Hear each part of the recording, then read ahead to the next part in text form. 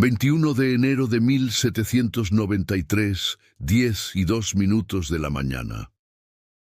La Plaza de la Revolución en París estaba completamente llena de miles de personas. En el centro, elevada sobre una plataforma de madera, estaba la máquina más temida de Francia, la guillotina. Su cuchilla de acero brillaba bajo el sol invernal de enero. Pesaba 60 kilos de metal afilado. Estaba suspendida a 3 metros de altura, sostenida por una cuerda, esperando. Un carruaje verde avanzaba lentamente entre la multitud. Dentro iba un hombre de 38 años. Llevaba abrigo marrón, chaleco gris, pantalones oscuros. Su cabello estaba peinado hacia atrás, sin la peluca aristocrática tradicional. Era Luis XVI, rey de Francia, o más precisamente, el ex-rey, ciudadano Luis Capetto, como lo llamaban ahora los revolucionarios, y en minutos sería un cadáver sin cabeza. Esta es la historia de la ejecución más famosa de la historia. Pero más importante, es la historia de lo que realmente se siente, lo que Luis experimentó en esos últimos minutos, lo que sintió cuando la cuchilla cayó, y lo que la ciencia moderna nos dice sobre la muerte por guillotina. Porque resulta que no era tan instantánea como prometían, no era tan indolora como aseguraban, y la verdad es absolutamente aterradora. Para entender cómo Luis XVI llegó a ese momento, debemos retroceder 4 años. En 1789, Francia estaba al borde del colapso total.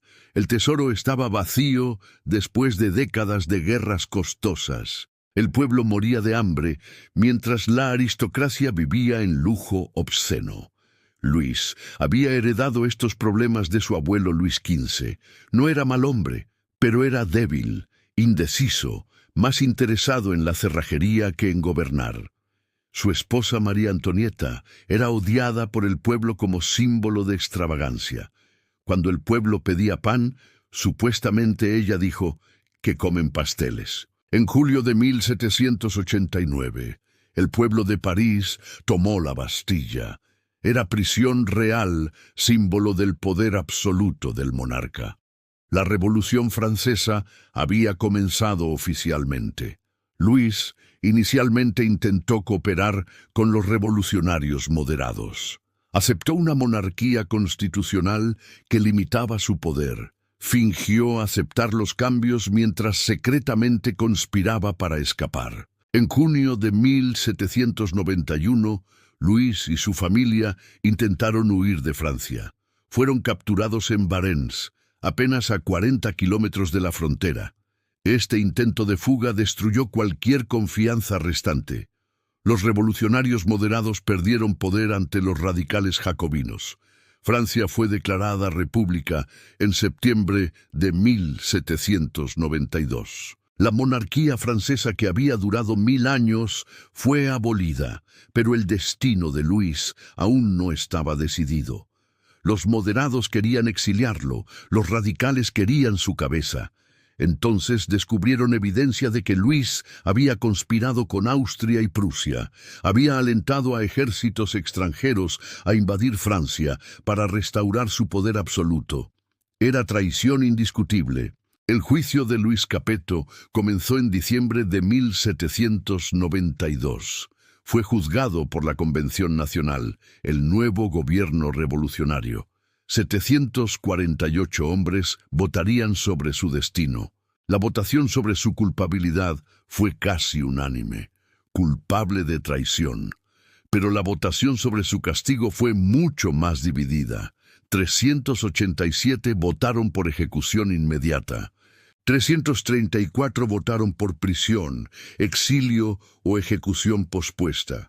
Por un margen de solo 53 votos, Luis fue condenado a muerte. Irónicamente, su primo el duque de Orleans votó por su ejecución. La fecha fue establecida, 21 de enero de 1793. El método, la guillotina, la nueva máquina de ejecución humanitaria. La guillotina había sido adoptada apenas un año antes. Fue propuesta por el doctor Joseph Guillotin, como método de ejecución más humano. Antes, los aristócratas eran decapitados con espada, los comunes ahorcados o descuartizados. La guillotina prometía muerte instantánea e indolora para todos por igual. Era máquina simple pero efectiva. 2 postes verticales de madera sostenían una cuchilla pesada de acero. La cuchilla tenía filo en ángulo de 45 grados para cortar mejor. La víctima colocaba su cuello en media luna de madera llamada luneta. Se soltaba la cuerda. La gravedad hacía caer la cuchilla a velocidad tremenda.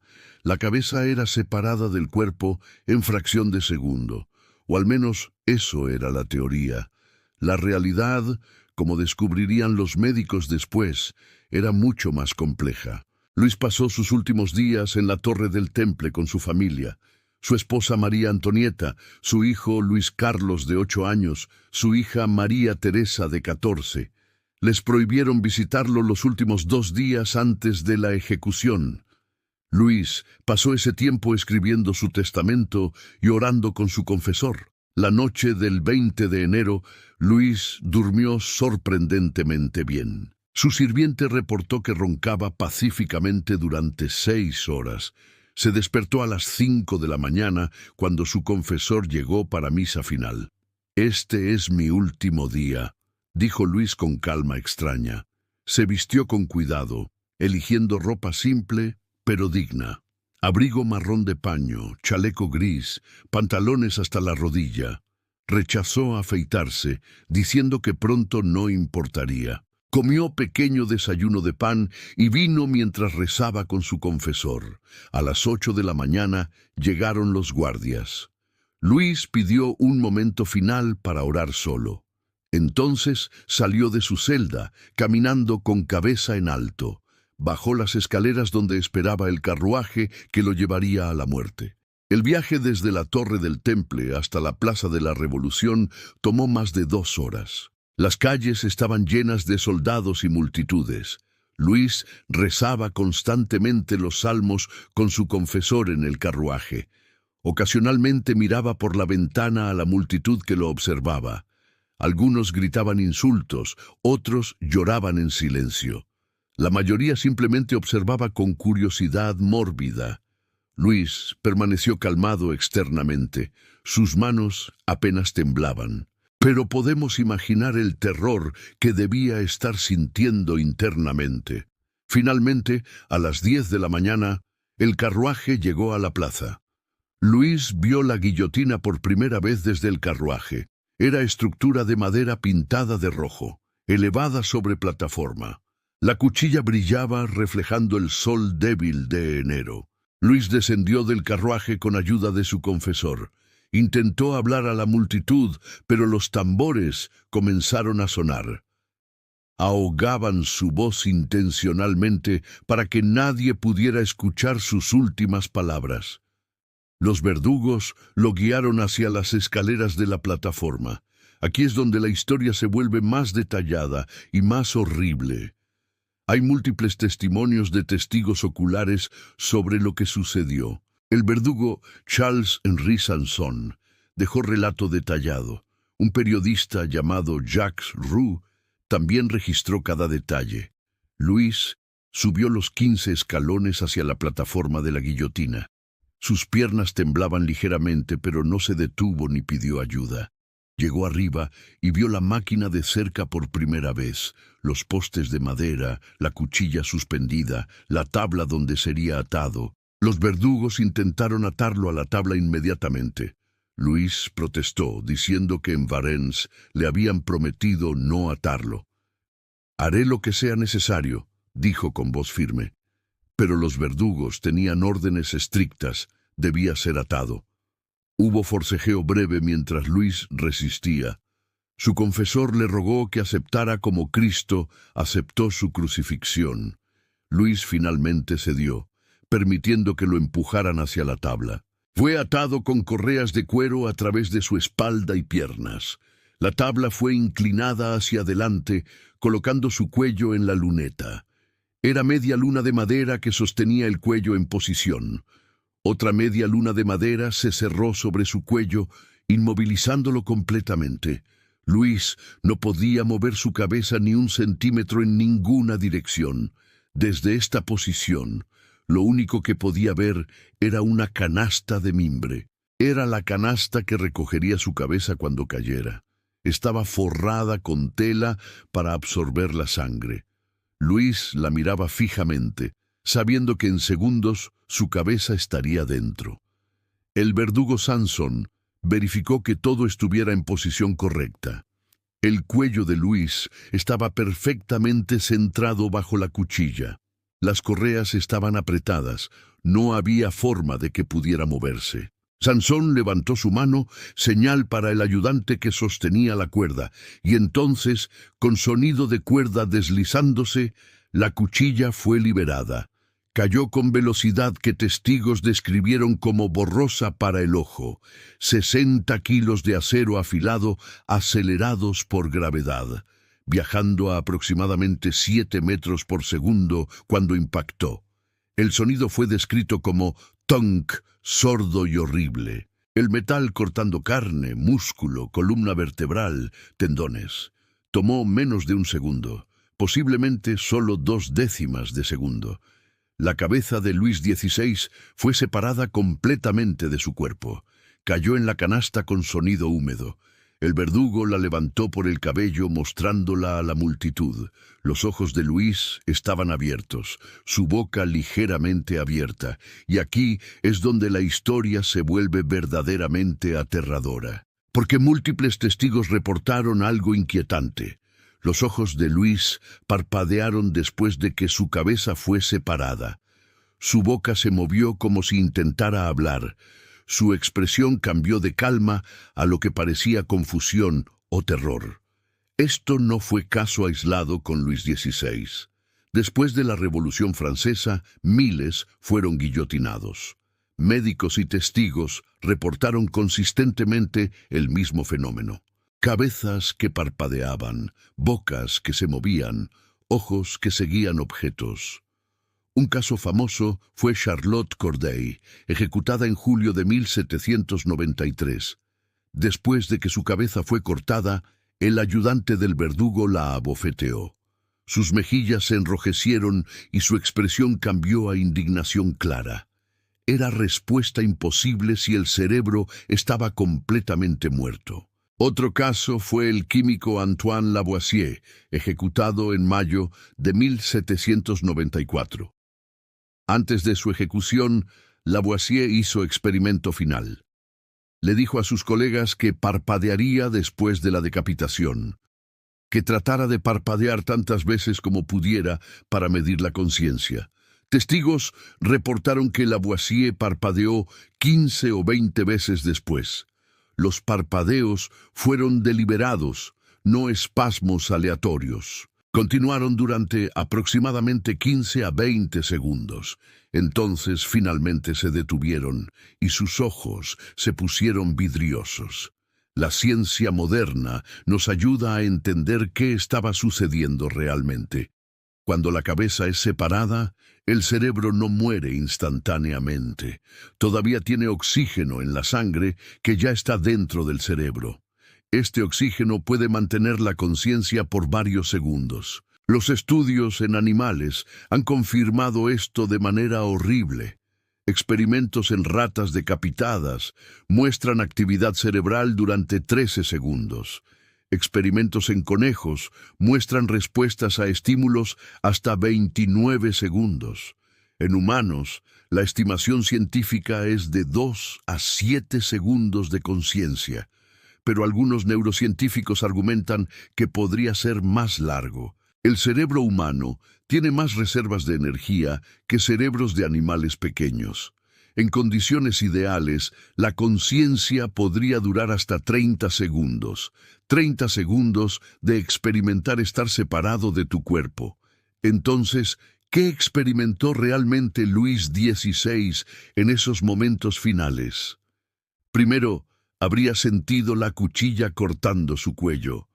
Contrario a la propaganda, no era completamente indolora. Los nervios en el cuello habrían enviado señales masivas de dolor al cerebro. Pero este dolor habría durado solo fracción de segundo, porque inmediatamente después el cerebro fue separado de la médula espinal. Sin médula espinal no pueden llegar más señales de dolor. Lo que vino después fue peor que el dolor. Luis habría experimentado caída repentina cuando su cabeza cayó. Su visión habría dado vueltas mientras caía en la canasta. Entonces habría mirado hacia arriba, viendo el cielo, y habría comprendido que estaba separado de su cuerpo. Su visión habría comenzado a oscurecerse desde los bordes. Es lo que sucede cuando el cerebro pierde oxígeno. La visión periférica se va primero, creando efecto de túnel. Los sonidos se habrían vuelto distantes, como si estuviera bajo agua. Habría intentado respirar, pero no podía, no tenía pulmones. Habría intentado gritar, pero no podía, no tenía cuerdas vocales. Habría intentado mover sus brazos, pero no respondían, no estaban conectados. Era pánico puro, terror absoluto, completamente solo dentro de su propia cabeza. Y durante esos segundos habría escuchado a la multitud gritando. Habría visto borroso al verdugo sosteniendo su cabeza por el cabello. Habría visto miles de rostros mirándolo, algunos celebrando su muerte. Su última visión, antes de que todo se volviera negro. Los estudios neurológicos modernos nos dicen más sobre este proceso. Cuando el cerebro pierde oxígeno, ocurre en etapas específicas. Primero, los procesos cognitivos complejos se apagan. Toma 2 a 3 segundos. Luego, las funciones motoras fallan. Otros 2 a 3 segundos. Finalmente, la conciencia básica se desvanece los últimos 2 a 3 segundos. En total, aproximadamente 7 a 10 segundos, desde decapitación hasta inconsciencia. 10 segundos, que probablemente se sintieron como eternidad para Luis. 10 segundos de puro horror existencial. El cuerpo de Luis, mientras tanto, experimentaba su propia respuesta horrible. Cuando la cabeza fue separada, el corazón continuó bombeando brevemente. La sangre brotó del cuello decapitado en fuentes pulsantes. Los músculos del cuerpo se contrajeron en espasmos violentos. Los testigos describieron cómo los brazos y piernas de Luis se sacudían. Su torso se arqueaba contra las correas que lo sostenían. Era reflejo espinal, el cuerpo intentando desesperadamente sobrevivir. Continuó durante 30 segundos completos antes de que todo se detuviera. La sangre empapaba la plataforma de madera, goteando entre las tablas. Manchaba los zapatos de los verdugos que estaban de pie cerca. El olor a hierro de la sangre fresca llenaba el aire, mezclado con el olor a orina y heces, mientras los esfínteres de Luis se relajaban. La multitud reaccionó con mezcla extraña de celebración y horror. Algunos gritaban «¡Viva la República!» y agitaban sombreros. Otros corrían hacia adelante para mojar pañuelos en la sangre como recuerdo.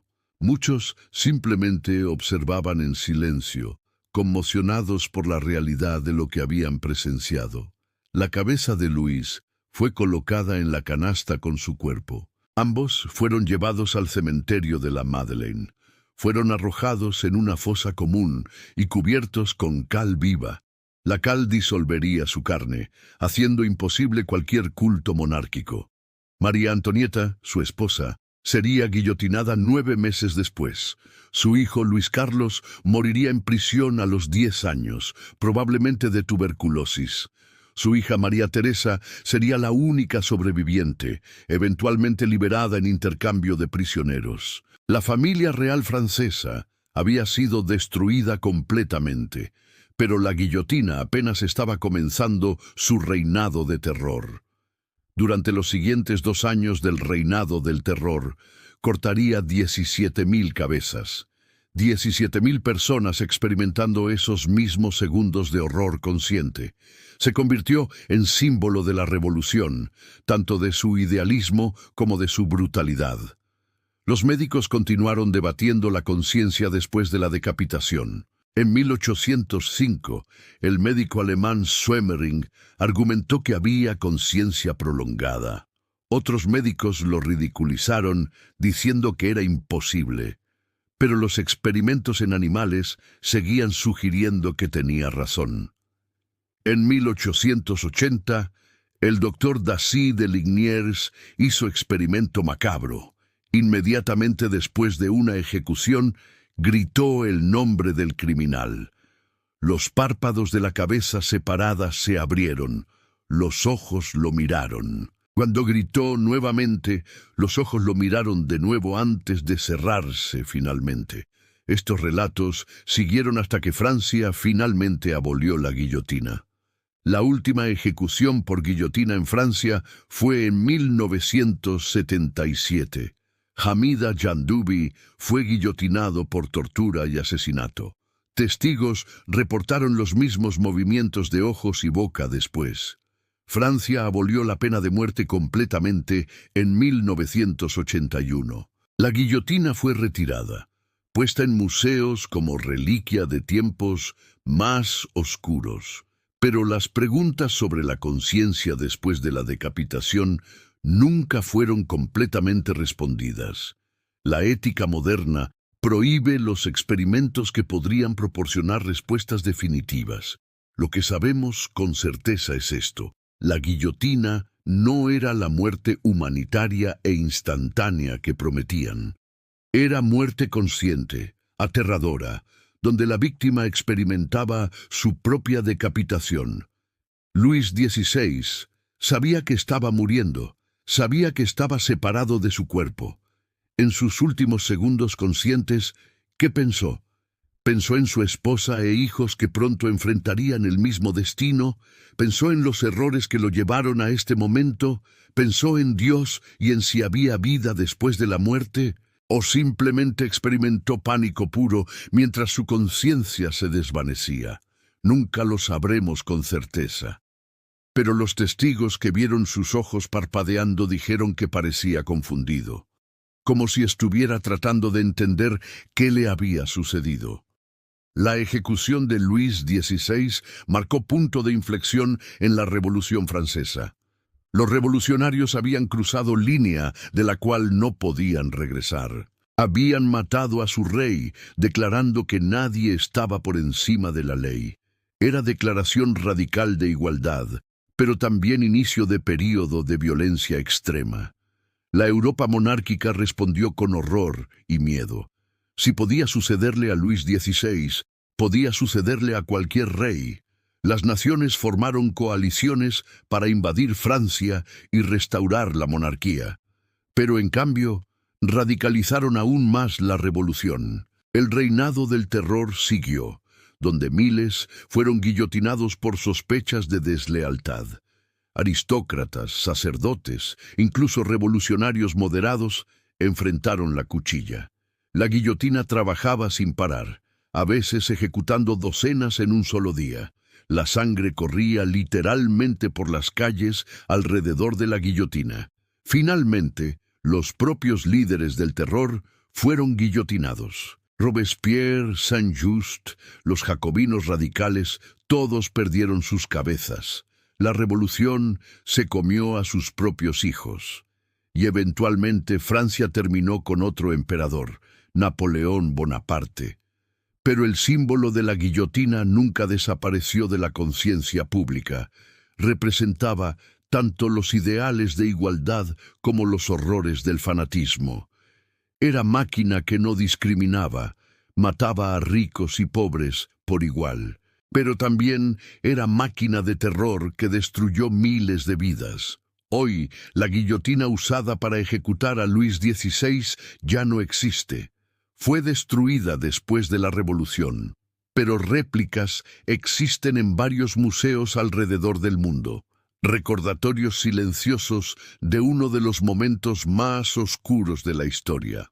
La ejecución misma ha sido representada innumerables veces en arte, literatura, cine. Cada generación reimagina ese momento, tratando de entender su significado. Algunos lo ven como justicia necesaria contra la tiranía. Otros lo ven como asesinato político brutal. Probablemente era ambas cosas. Luis XVI no era particularmente cruel o malvado. Era hombre débil en posición imposible, heredero de sistema corrupto. Sus errores fueron de juicio, no de malicia, pero también había conspirado contra su propio pueblo. Había alentado a ejércitos extranjeros a invadir mientras fingía cooperar. Había puesto su poder personal por encima del bienestar de millones. En los estándares de la revolución era culpable de traición. Lo que es indiscutible es el horror de su muerte. Sin importar sus crímenes, ningún ser humano merece morir de esa manera. Consciente de su propia decapitación, experimentando esos segundos finales de terror. Es tipo de crueldad que va más allá de la justicia hacia sadismo. Y sin embargo, fue promovida como progreso humanitario. La guillotina iba a reemplazar torturas medievales con muerte rápida e indolora. Era supuestamente científica, racional, iluminada, pero en realidad era solo nueva forma de infligir sufrimiento. La historia de Luis XVI y la guillotina nos enseña lecciones importantes sobre cómo las buenas intenciones pueden llevar a horrores, sobre cómo la violencia revolucionaria puede volverse incontrolable, sobre cómo el fanatismo ideológico puede deshumanizar. Pero también nos enseña sobre la naturaleza de la conciencia y la muerte, que morir no es proceso instantáneo, sino gradual, que incluso después de destrucción física extrema, la mente persiste brevemente, que experimentamos nuestra propia muerte, aunque sea por solo segundos. Esta es verdad que los doctores que promovieron la guillotina no querían admitir, que los revolucionarios que la usaron preferían ignorar. Pero es verdad respaldada por siglos de testimonios y ciencia moderna. La guillotina no era muerte humanitaria, era horror consciente. Luis XVI murió en 1793, pero su ejecución resuena todavía.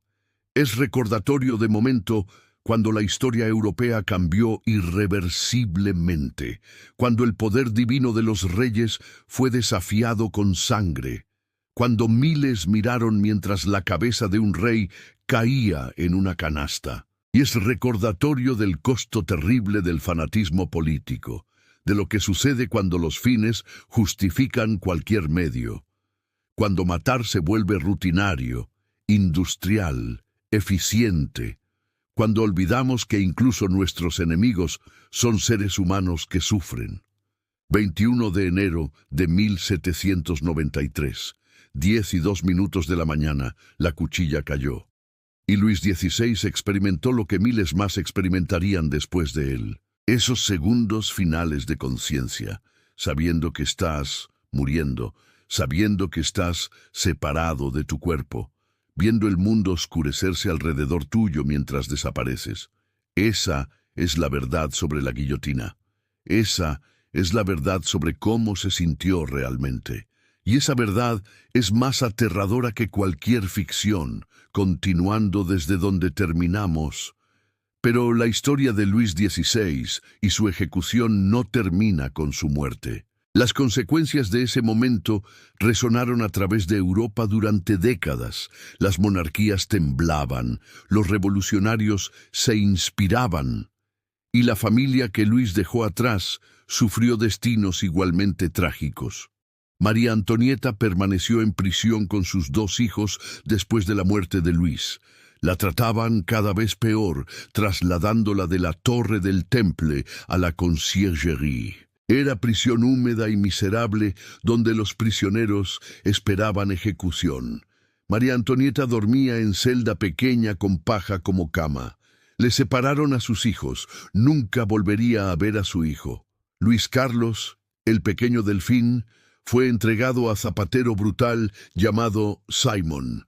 El hombre lo torturaba psicológicamente, forzándolo a denunciar a su propia madre. Lo obligaron a testificar que María Antonieta había abusado de él sexualmente. Era mentira horrible inventada para justificar su ejecución. María Antonieta respondió a esta acusación con dignidad devastadora. «Apelo a todas las madres presentes», dijo en su juicio. «¿Es posible tal crimen?». Pero no importó. Su destino ya estaba decidido. El 16 de octubre de 1793, María Antonieta fue guillotinada. Tenía solo 37 años, pero parecía anciana. El terror y el sufrimiento habían vuelto su cabello completamente blanco. A diferencia de Luis, no le permitieron carruaje cerrado. Fue llevada a la guillotina en carreta abierta para que todos la vieran. Sus manos estaban atadas brutalmente detrás de su espalda. Llevaba vestido blanco simple, el color del luto real francés. Durante el viaje mantuvo su cabeza en alto y rostro impasible. No lloró, no suplicó, no mostró ningún miedo visible. Cuando subió al cadalso, accidentalmente pisó el pie del verdugo. «Perdón, monsieur», dijo automáticamente. «No lo hice a propósito». Fueron sus últimas palabras, disculpándose con el hombre que la mataría. Incluso en la muerte mantuvo los modales aristocráticos que le habían enseñado. La guillotina cayó, y María Antonieta experimentó los mismos segundos de horror que Luis. Su cabeza fue mostrada a la multitud que gritaba celebrando. Su hijo Luis Carlos, ahora considerado Luis XVII por los monárquicos, murió en prisión. Tenía solo 10 años cuando falleció en junio de 1795.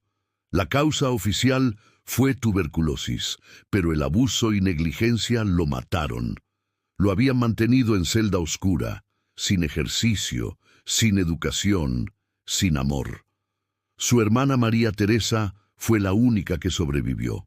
Pasó 3 años en prisión antes de ser intercambiada por prisioneros austriacos. Tenía 17 años cuando finalmente fue liberada. Había perdido a sus padres, hermano, tías, tíos, toda su familia inmediata. Vivió hasta 1851, casándose con primo y teniendo hijos. Pero nunca se recuperó completamente del trauma de esos años. Escribió memorias detalladas de su tiempo en prisión. Describía cómo escuchaba los gritos de víctimas siendo llevadas a la guillotina cada día. Mientras tanto, la guillotina continuaba su trabajo sangriento. Durante el reinado del terror, la plaza de la Revolución corría roja con sangre. Ejecutaban tantas personas que la sangre se acumulaba en charcos. Los residentes cercanos se quejaban del olor terrible a sangre podrida. Tuvieron que mover la guillotina a diferentes ubicaciones para distribuir la carnicería. Primero a la Place de la Bastille, luego a la Place de la Nation. Pero en cada lugar, el patrón era el mismo. Docenas guillotinados cada día, sus cuerpos apilados en carretas como leña. Los verdugos se volvieron tan experimentados que podían ejecutar a alguien en minutos. Desde subir la plataforma hasta cabeza en la canasta, menos de 3 minutos. La guillotina era línea de ensamblaje de muerte, eficiente y mecánica. Exactamente lo que sus diseñadores habían querido, aunque no de esta manera. Algunos condenados enfrentaban la muerte con valentía como Luis y María Antonieta. Otros lloraban, gritaban, tenían que ser arrastrados a la plataforma. Madame du Barry, amante del rey anterior, suplicó por su vida hasta el final. «Un momento más, señor verdugo», gritaba, «solo un momento más». Su terror era tan intenso que traumatizó incluso a la multitud endurecida. Algunos espectadores lloraban mientras ella era forzada bajo la cuchilla. Su muerte fue considerada una de las más patéticas de la Revolución, pero también una de las más humanas, mostrando el terror real que todos sentían. Los revolucionarios también enfrentaron la guillotina eventualmente. Danton, que había votado por la muerte de Luis, fue guillotinado en abril de 1794. «Muéstrale mi cabeza al pueblo», fueron sus últimas palabras. Vale la pena verla. Incluso en muerte, mantenía su sentido del humor oscuro. Robespierre, el arquitecto del terror, siguió en julio de 1794. Irónicamente, había sido baleado en la mandíbula el día anterior. Cuando lo colocaron en la guillotina, le arrancaron el vendaje de su mandíbula. Gritó de agonía antes de que la cuchilla cayera. Su ejecución marcó el fin del reinado del terror. Pero la guillotina continuaría siendo usada en Francia durante casi 200 años más. Se convirtió en parte del sistema de justicia criminal francés. Asesinos, traidores, criminales de todo tipo perdieron sus cabezas bajo su cuchilla. Incluso en el siglo XX, la guillotina seguía en uso. Durante la Segunda Guerra Mundial, los nazis la usaron extensamente. En Francia ocupada y en Alemania, guillotinaron a miles de resistentes. Era método eficiente para las ejecuciones masivas que los nazis requerían. La última persona guillotinada en Alemania fue en 1949. En Francia, como mencionamos, la última ejecución fue en 1977. Hamida Yandoubi, asesino convicto, fue el último en experimentar lo que Luis había experimentado, los mismos segundos de conciencia después de la decapitación. Hoy los científicos continúan estudiando la conciencia y la muerte cerebral. Estudios en animales y humanos con lesiones cerebrales nos dan pistas. Sabemos que el cerebro puede permanecer activo durante periodos sorprendentemente largos sin oxígeno. Sabemos que la conciencia no es interruptor que se apaga instantáneamente. Algunos neurocientíficos argumentan que la guillotina era peor que otros métodos, porque preservaba el cerebro intacto mientras lo privaba de oxígeno. Una ejecución por disparo o inyección letal destruye el cerebro químicamente, pero la guillotina dejaba el cerebro funcionando, consciente de su propia muerte. Esta es la ironía final de la guillotina. Fue diseñada como progreso humanitario sobre métodos más brutales. Fue promovida como muerte científica, racional, sin sufrimiento, pero en realidad prolongaba la experiencia consciente de morir. Luis XVI fue la víctima más famosa de esta máquina, pero fue solo una de decenas de miles que experimentaron su horror. Cada uno sintió esos mismos segundos finales de conciencia separada.